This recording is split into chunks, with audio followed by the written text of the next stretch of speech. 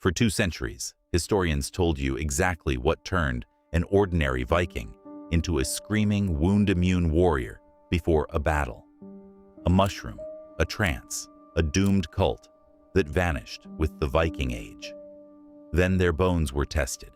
Their symptoms were re-examined by modern toxicology. Almost none of it held up. In the 9th century, on battlefields across Norway and Sweden, a specific kind of man broke from the line before the shield wall closed.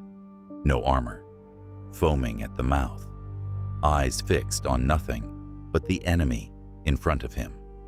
The medieval sources call him a berserker, and they are strikingly consistent about what that meant. The Ynglinga saga, compiled by the Icelandic historian Snorri Sturluson in the early 13th century, describes these warriors as strong as bears, immune to blade and fire, capable of killing with a single blow. The Hrafnsmal, a 9th century poem composed for King Harald Fairhair, places them inside the king's own household guard and describes them biting the rims of their shields and howling before they advanced. Egil's saga goes further, describing a berserker who could not be approached by his own family once the rage came on him. 3 separate texts, 3 separate centuries of composition. The same physical description, down to the shield biting and the howling. That consistency is the first clue that something real was happening here, not just tall tales. The berserker's place in Norse society was contradictory in a way that is easy to miss at a glance. He was, on one hand, an elite. Kings sought his service. He stood in the inner circle of the royal guard. On the other hand, he was feared by his own neighbors. Several sagas describe berserkers being hunted down and killed in peacetime by ordinary farmers, once the war that needed them had ended. An asset in battle, a liability at home. Norse society kept him close and kept him at arm's length at the same time. Even the word resists a clean answer. Berserker means shirt. The first half bear might mean bear, naming a man who fought in a bearskin. Or it might mean bear, naming a man who fought with no shirt at all, stripped to the waist in the cold. The sagas support both readings, describing berserkers in animal pelts in one text and half-naked in another. The record is also bounded in a way that turns out to matter later. The berserker appears densely in the sources for roughly 3 centuries, from the 8th through the 11th, concentrated most heavily in Norway and Sweden, but documented across the entire reach of the Viking world. The British Isles, Francia, the river systems that carried Norse raiders as far as what is now Russia. Then, after Scandinavia converted to Christianity in the 11th and 12th centuries, the figure disappears from the record almost entirely. Icelandic law codes from that period go out of their way to outlaw the practice by name. Whatever produced the berserker was not a permanent feature of Norse life. It had a start date, an end date, and a specific window in between. What none of the sources describe in that window is a casual category. This was not a nickname for any particularly aggressive fighter. It was a specific role with specific behavior, recognized the same way from Norway to Iceland to the eastern river systems the Vikings raided along. Which raises the obvious question: if the shaking, the foaming, and the apparent immunity to pain were real and not literary invention, something was producing that state in these men, on command, before battle, for exactly as long as the institution behind it existed. For most of the last 200 years, historians thought they had the answer. In 1784, a Swedish theologian named Samuel Odman published a short paper with an answer. Odman was not a chemist.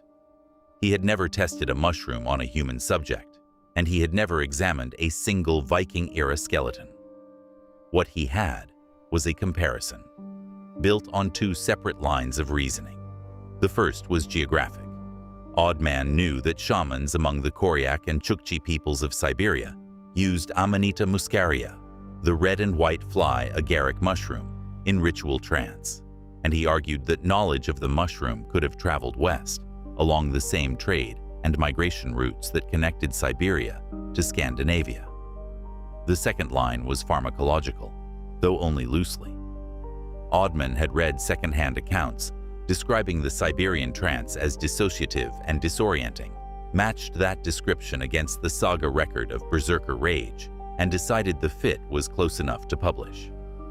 He drew a line on the map from Siberia to Scandinavia, decided the cultural distance was smaller than it looked, and proposed that the berserker rage came from the same mushroom. The theory was elegant, a vivid, visually memorable plant, a warrior cult, a transformation into violence, tied to a wider Eurasian shamanic tradition that appealed to the comparative mythology scholars of the period were already drawn to.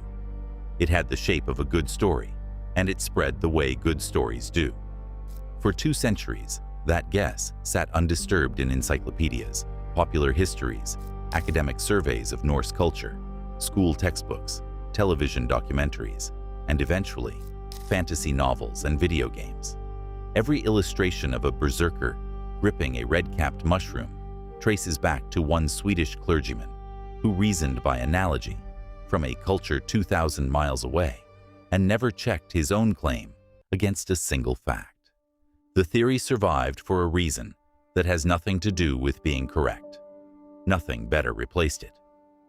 19th and 20th century researchers had the sagas, and they had whatever grave goods early Scandinavian archaeology had turned up. They did not have chemical residue analysis of Viking-era containers. They did not have forensic toxicology of skeletal remains. They did not have an archaeobotany precise enough to identify plant material inside a burial. They did not have the tools to ask the one question that would have ended the debate in an afternoon. What does this mushroom actually do to a human body? By the late 20th century, that question had become almost impossible to find in a popular account of the berserkers. The mushroom had become the answer, and repetition had done the work that evidence should have done. Then modern toxicology finally sat down with the clinical record and asked it anyway. The active compounds in Amanita muscaria are muscimol and ibotenic acid, and 2 centuries of clinical case reports on accidental poisoning describe exactly what they do. Sedation, nausea, vomiting, profuse sweating, loss of muscle coordination, slurred speech, confusion. In high enough doses, unconsciousness. The mushroom is a depressant. A man who ate enough of it to alter his mind would be more likely to vomit on himself and fall asleep than to charge the front rank of a shield wall. The Siberian comparison collapsed under the same scrutiny. Koryak and Chukchi shamans who consumed the mushroom did so lying down, in stillness, inside a yurt or tent, with attendants watching over them for hours. Nobody in that tradition picked up a weapon afterward. The cultural function of the mushroom, wherever it has been documented, runs in the opposite direction from combat. The chemistry pointed the opposite direction from the legend. So researchers went looking for a different plant. The leading candidate is Hyoscyamus niger, black henbane, a plant that grows wild across Scandinavia and was well known to Norse-era herbalists. Its active compounds, hyoscyamin and scopolamine, are tropane alkaloids, the same chemical family found in belladonna and datura, and the clinical profile could not be more different from the mushrooms. Henbane produces severe agitation instead of sedation, vivid, often violent or paranoid hallucinations, a pronounced dissociation from pain, one of the most consistently reported effects in modern henbane poisoning cases, a racing heart and flushed hot skin, and, because it suppresses the body's normal swallow reflex, foaming at the mouth. Where the mushroom produced sedation, henbane produced rage. Where the mushroom produced no combat tradition anywhere in the historical record, henbane produced a symptom profile that lines up with the saga descriptions almost point for point, down to the days-long collapse that follows. The chemistry was a strong match. Then, the ground gave up the proof. In 1977, Danish archaeologists excavating a Viking-era cemetery at Firkat, a fortified stronghold built under King Harald Bluetooth, opened a grave that did not match the others around it. The woman inside, dated to roughly 980 AD, had been buried in a wagon body, a treatment reserved for the highest-ranking individuals, wearing silver toe rings found nowhere else in the Scandinavian record, alongside a bronze bowl from Central Asia and a metal wand of the kind sagas associate with ritual specialists, and a small leather pouch holding several hundred seeds. The seeds were black henbane, deliberately collected, processed, stored. Buried with a woman whose other grave goods mark her as exactly the kind of ritual practitioner the sagas describe administering substances to those around her. Most researchers now identify her as a vulva, a Norse ritual specialist documented in the Eddic poetry as a woman who traveled between communities performing ceremonies, interpreting visions, and administering substances that altered the mental states of those who consumed them. The drug question, after 200 years, finally had an answer that matched both the chemistry and the dirt. But identifying the drug only solved half the mystery. It said nothing about who was taking it. Firkat was not an isolated find. In the decades since 1977, henbane seeds have turned up in ritual deposits, high-status graves, and warrior burials across Norway, Sweden, and Denmark, spanning the length of the Viking Age. Wherever the plant appears, the context is the same. Not a kitchen garden, not pollen drifting into a grave by accident. A controlled substance, curated by hand, buried deliberately alongside people whose other possessions marked them as specialists. The symptom match sharpened further once researchers went back through the sagas with the chemistry in hand. Egil's saga describes a berserker named Ljot, who howled and bit the rim of his shield before a duel, and who could not fight again for days afterward. That is not poetic flourish. It is the clinical arc of tropane alkaloid poisoning almost exactly. The agitation phase, followed by an exhaustion that clinical case reports describe lasting for days at a stretch. And the sagas describe something else, almost in passing, that the mushroom theory could never account for. The berserker was never a lone forager, eating something he found on the way to battle. He belonged to a cohort. He served a specific king. He fought in formation alongside other berserkers, and the texts hint at an initiation whose details they never fully explain. That detail only makes sense if the drug was administered, not chosen. A specialist selected the man, prepared the dose, and managed what happened to him afterward. The same way the woman buried at Firkat, with her wand and her pouch of seeds, appears to have done for someone. The berserker, in other words, was never a personal choice or a private vice. He was the output of a system, built and maintained by people whose job it was to make him. Which raises a harder question than the one about the drug. If the berserker was manufactured by an institution rather than born into a role, who were the men that institution was choosing? Where did they come from before the henbane? And where did they go after it? For over a century, a second theory ran alongside the mushroom hypothesis, one about the men themselves rather than the drug.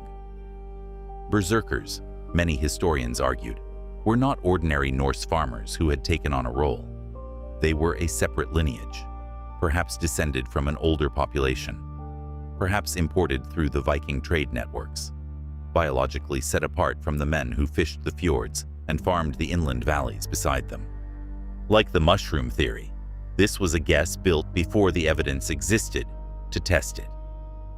In 2020, an international team led by researchers at the University of Copenhagen published the results of a genome sequencing project years in the making, drawing on more than 400 individuals from Viking Age burial sites across Norway, Sweden, the British Isles, Iceland, Greenland, and the river systems of what is now Russia and Ukraine. The study overturned more than one assumption about who the Vikings were. Scandinavia itself, the data showed, was never as genetically uniform as popular imagination suggests. The Viking Age population absorbed significant gene flow from southern Europe, the British Isles, and the Asian steppe, producing a far more heterogeneous society than the pure Norse image that survives in film and fiction. Inside that larger, more complicated population, researchers were able to examine specific high-status warrior burials with a level of resolution that had never existed before. Among them, graves interpreted through burial, goods, position, and skeletal trauma as belonging to berserker cohorts. The genetic signature researchers expected to find, if the separate lineage theory held, simply was not there. These men were not outliers. They carried no unusual ancestry marker, no signature distinguishing them from the wider Scandinavian population buried around them. They sat squarely inside the same genetic range as the farmers and craftsmen in the neighboring graves. The berserker had not come from somewhere else. He had come from the next farm over. What made him different was never in his blood. It was in the institution that claimed him, trained him, dosed him with henbane grown and administered by specialists like the woman at Firkat, and sent him into the shield wall in a state ordinary men did not enter. When Scandinavia converted to Christianity across the 11th and 12th centuries, Icelandic law codes explicitly outlawed the practice, and the institution that produced the berserker ended within a few generations. The specialists who controlled the henbane went with it. The men did not. They had fathered children before the institution ended and during the centuries it operated, and population-scale genetic studies of modern Norwegian, Swedish, and Icelandic biobanks now trace direct, unbroken lines from Viking Age warrior burials, including those associated with berserker cohorts, to living Scandinavians today. The same Y chromosome haplogroups documented in 10th century warrior graves appear at high frequency in Norwegian men walking around right now. This is not a claim that any modern Norwegian carries some inherited capacity for rage. The berserker state required the plant, the specialist, and the ritual. None of that is written into DNA. What is written into DNA is ancestry, and the ancestry says something the popular version of this story has always gotten backward. The berserkers were never a separate people who vanished with the Viking Age. They were local men, absorbed back into the population that produced them the moment the institution that transformed them was dismantled. Picture that same battlefield again. The screaming warrior, stripped of armor, breaking from the line before the shield wall closes. He was never a myth, and he was never an outsider. He survived the drug, when he survived it at all, and went home. He farmed the valley. He had children. And somewhere in Norway tonight, someone who has never heard the word berserker is his direct descendant. Thanks for watching.